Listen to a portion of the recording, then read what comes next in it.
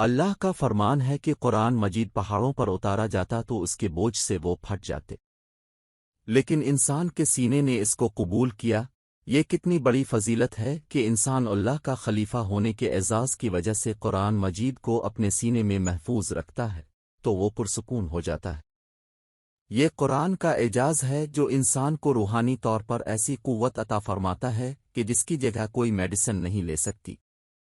عارفان حق نے فرمایا ہے کہ انسان پر جتنا بھی دنیاوی بوجھ ہو، اگر وہ کلام پاک پڑھتا رہے اور کسی بھی سورہ مبارکہ کا وظیفہ بھی کرے، اسے شفا ہی شفا ہے۔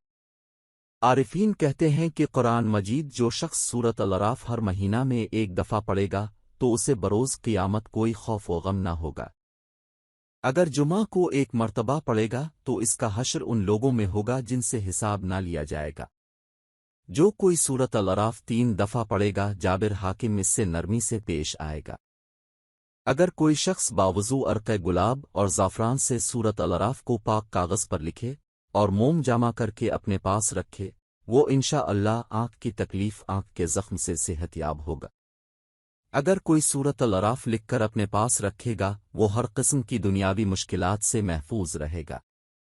جو کوئی سورۃ الاعراف کو عرق گلاب اور زعفران سے لکھ کر اسے اپنے پاس رکھے گا اور گھول کر اسے پیے گا تو اس کا دل اللہ کے نور سے منور ہوگا۔